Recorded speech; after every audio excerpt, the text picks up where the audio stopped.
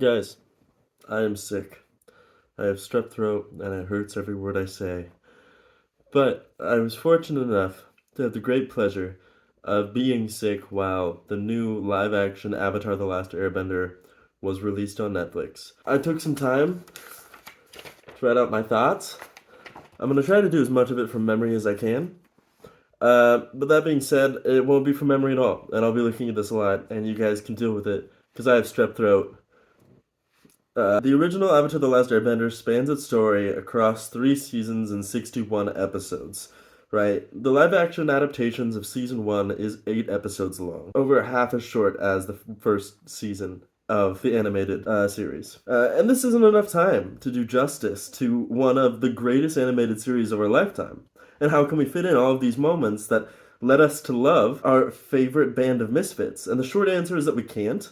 And the long answer is that we cut out character building moments, we drag plot lines into each other at seemingly random points in the story, and we rely on flashy CGI to capture the ever diminishing attention spans of a socially conscious, albeit inexperienced generation. And I wrote that to make myself sound smart, but really it's conceited. Just saying, the CGI looks really cool, and if they had made a good story, this could have been one of the coolest things to happen to TV or Netflix TV ever. It was really fun to look at. Except for the waterbending. The waterbending makes me think about like when I was in the bathtub as a kid and I like and the water would like bend over my arm like that. I was like, I'm a waterbender. You know, this is just kind of lame. And really, it's Netflix's fault, but it's only that because they think that this is what we want. Binging shows is the new medium to enjoying TV, and this all started back in 2007 during a writer's strike because before then, 2006 and prior, all TV shows on a popular TV network were 26 episodes minimum. After the writer's strike, it was deemed that writers needed more time, which meant fewer episodes. So then the standard became 20-ish episodes. For instance, take some of your best TV shows, Psych, Community, Arrested Development. All of these float around the 20 episode mark per season. But in animated shows, it was always much more. Right? I think about Fairy Tail's first season, it's like 60 or more episodes, something like that. I think there's 40 episodes in the first season of My Hero Academia, and there's more and more examples. Because binging is such a huge popular thing now, and that's what Netflix has adapted, they want to be able to create short series for us that they can drop all at once, that we can spend 3 nights watching the totality of a series. It's more efficient, and the idea is that the fewer episodes, the more streamlined the story. They're going to cut out the filler, and the reason for this is because filler bores audiences, and there's truth in that. But the reason it doesn't work in this case is because Avatar: The Last Airbender was never supposed to be fast-paced. There are plenty of filler episodes in Avatar: The Last Airbender. But what the writers were able to do with Avatar: The Last Airbender animated, they use clever writing to do character building and deepen the motivations for the characters that increased our love for the cast. In fact, some of the filler episodes are the best moments in the entire show. For examples, I've written down Ember Island, where we find out Azula's motivation for being the best and most talented at everything, like her sociopathic tendencies come from there. The Great Divide, where we learn about the lengths that Aang will go to foster and preserve peace. A Cave of Two Lovers, which is a beautiful dialogue on the dualistic natures inside of Zuko, tearing him apart to be a good or a bad person and how he can tell the difference. And then my favorite moment in the entire show, Leaves from the Vine. Leaves from the vine, falling so slow, right? That's from the Tales of Ba Sing Se. All 4 of those episodes are some of the most key moments in the show because it gives us an idea of who our characters are at a core level. Some of them aren't even the main character. Azula is kind of the big bad guy, but it's more Fire Lord Ozai. Uncle Iroh, not a main character, but he's a big supporting character, and it gives us an idea for like where his love comes from, how he wasn't able to protect his son, and that's why he'll go to all of these extremes in order to protect Zuko from everything, even himself. And these episodes tell us where characters are at a core level. They help us understand motivations, and they're beautiful. But with fewer episodes, we don't have time to build these characters out. Instead, showrunners cling to the hope that we'll understand these characters and remember them from the animated show. Because if they can do that, and if we can do that, then they have no need to do it again. They can just put us through the most intense parts and the most thrilling plot points in the show at whatever pace fits their deadlines. Because they have 8 episodes, they know they need to do it. Mr. Netflix is asking for it. And what are we going to do?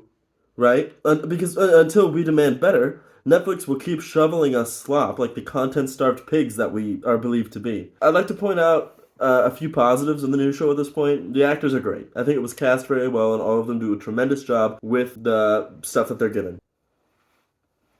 The score is fantastic. Each song feels like it belongs, and it really helps the show. I like that they pulled music from the old show, and it really helps it feel like seamless in points. The bending is amazing. It's the best bending I've ever seen, with the exception of a few things that I've written in my own mind where I'm like, oh, that would be really cool. That I'd love to see them do in the future.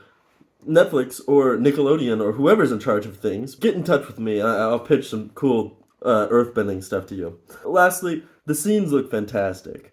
And the costuming. Whoever's designing the sets and costumes there, put them in charge of the show. Because obviously, based on just that imagery, they have a greater understanding for what the show is at a core concept than the writers do. And maybe the director. I don't know. I think the director overall is doing a fine job. I just wish that he had more time. I think maybe the most disappointing thing about all of this is, given the pros that I just went over, and knowing that this is based on some of the best subject material ever written, not ever written, but you know what I mean.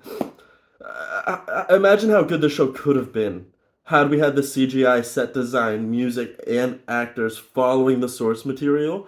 Oh my god, it's the same thing, and I'm down to see it in live action. I'm down to see a carbon copy in live action. Maybe a few different things, but what the writers in this show do is they tell us exactly how we need to feel instead of letting us figure it out for ourselves, which is what the animated show does so well. And a good example of that is I am genuinely dying. I need a sip of tea. A good example of that is when Katara is talking to Jet about her bending and how she can't bend. And he's like, well, think about your mom. And then she goes, well, I think about the day she died. And he goes, well, think about how she lived instead. That's a beautiful line. That's a great line.